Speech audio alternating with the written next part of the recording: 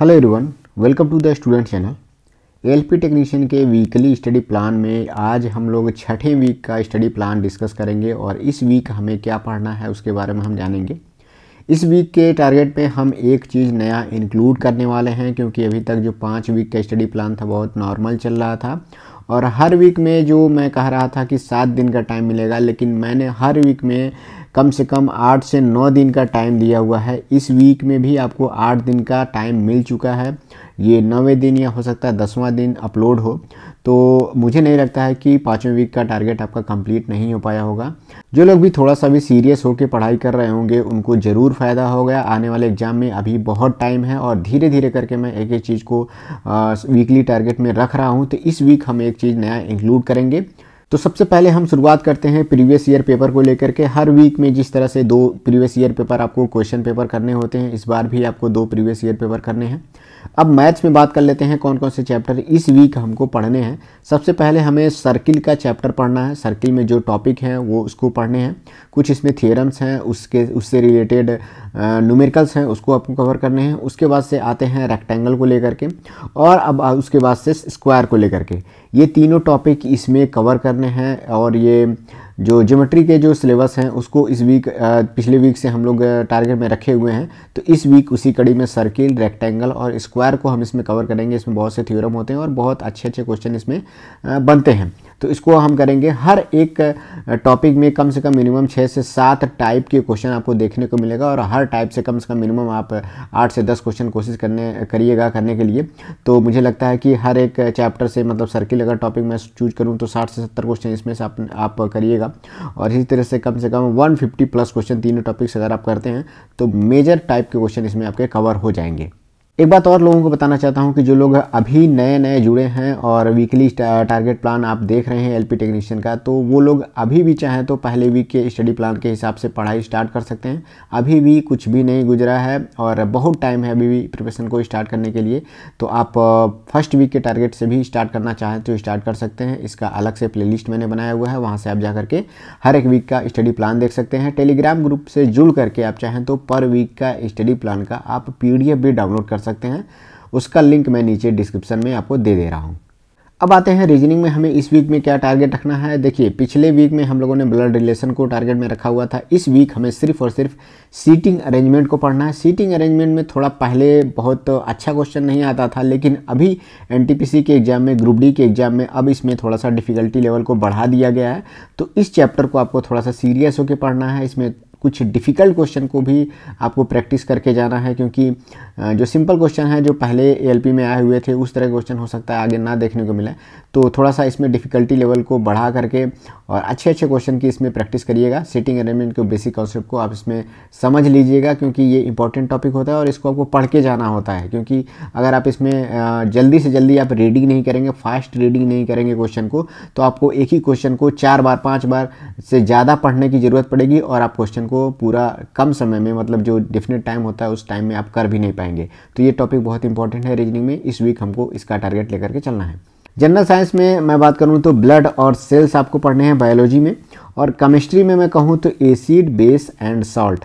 दोनों टॉपिक ऐसे हैं क्योंकि इसमें न्यूमेरिकल रहता नहीं है, इसमें सिर्फ आपको डाटा को याद करना है। तो जब भी आप बोर हों, जो भी आप टारगेट को पढ़ रहे हैं, अगर उससे आप बोर होते हैं तो ये दोनों टॉपिक को आप सेलेक्ट करके ज़रूर रखिएगा बुक्स में से कि ये चीज़ें हमें पढ़नी है, या फिर किसी भी यूट्यूब वीडियो के माध्यम से अगर आप पढ़ना चाहते हैं तो उसको सेव कर लीजिएगा जब भी आप सोने जाते हैं या फिर मॉर्निंग में कभी खाली टाइम में अगर आप चाहें तो। अगर आपका पढ़ाई में मन नहीं लग रहा है तो इन दोनों के टॉपिक के जो वीडियोज़ हैं आप उनको देखिएगा, रिवाइज करिएगा, क्योंकि इससे जितना ज़्यादा आप देखेंगे उतना ज़्यादा आपका डाटा याद होगा।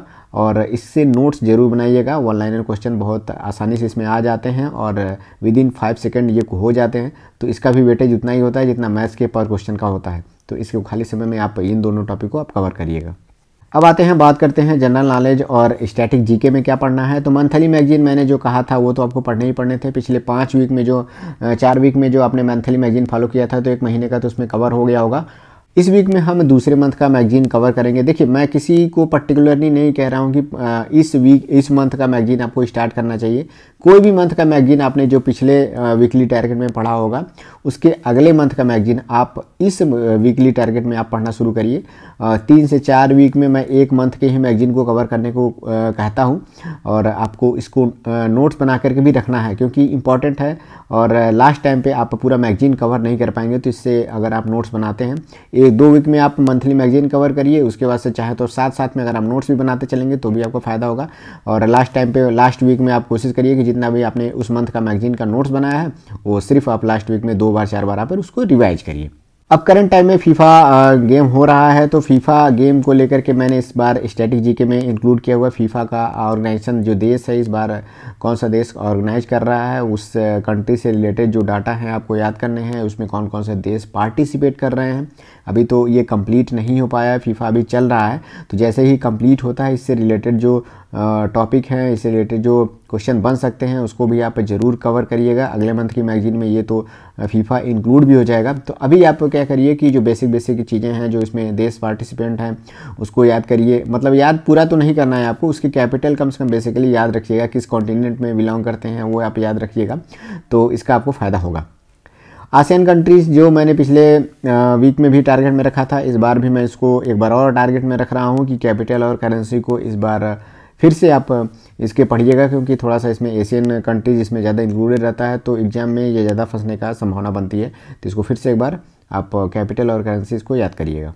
अब बात करते हैं बेसिक साइंस एंड इंजीनियरिंग को लेकर के। तो इसमें मैं कहूँगा सिर्फ और सिर्फ अभी 4th चैप्टर इसमें पढ़िएगा। पिछले 2 वीक में मैंने एक ही चैप्टर को रखा था जो इलेक्ट्रिसिटी चैप्टर था, हालांकि वो बड़ा था, तो मैंने थोड़ा अगर भी जो लोग पढ़े होंगे तो 13-14 दिन बहुत सफिशिएंट टाइम होता है इस चैप्टर को, एक चैप्टर को देने के लिए। इलेक्ट्रिसिटी चैप्टर मैंने कहा था पढ़ने के लिए, तो बहुत से लोग अगर जो लोग पढ़ रहे होंगे उनका कंप्लीट हो चुका होगा।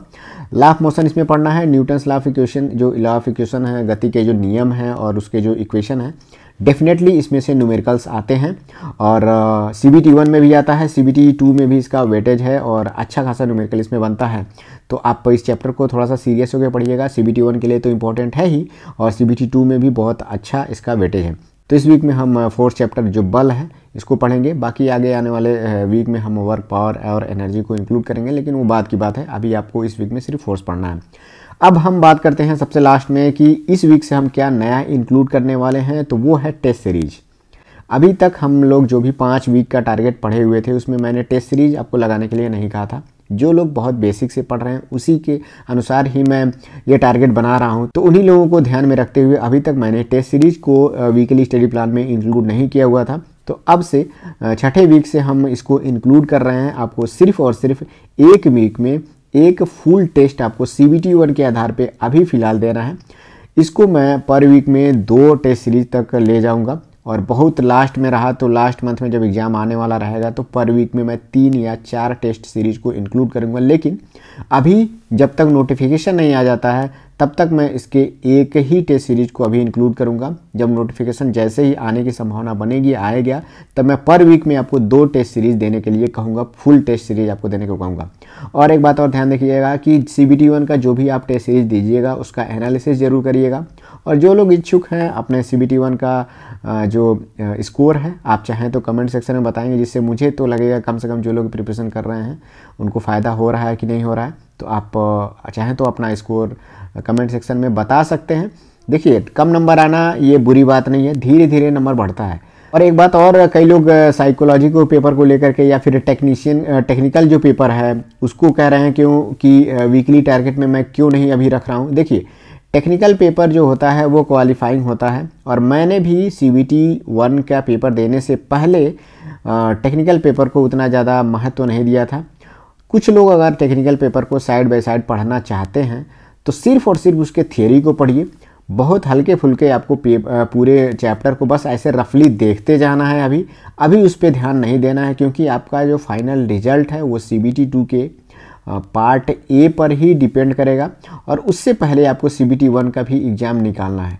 जो लोग इससे पहले एग्ज़ाम दे चुके हैं और CBT 2 में पार्टिसिपेट कर चुके हैं उनके लिए तो CBT 1 निकालना उतना ज़्यादा टफ नहीं है। तो वो लोग चाहें तो टेक्निकल पेपर पढ़ते रहें, क्योंकि बहुत से लोग टेक्निकल का पेपर पार्ट बी का क्वालिफाई नहीं कर पाए थे, उसके वजह से वो बाहर हुए थे। तो वो लोग तो थोड़ा सा सीरियस होकर पढ़ाई करते रहें। लेकिन जिनका अभी पहला अटेम्प्ट है और जिस तरह से मैं बता रहा हूँ ज़्यादा उन पर बर्डन भी ना पड़े, क्योंकि मैंने जो भी वीकली टारगेट मैंने अभी बताया है, अगर आप इसको थोड़ा सा टारगेटेड पढ़ाई करेंगे तो इतना बहुत ज़्यादा है।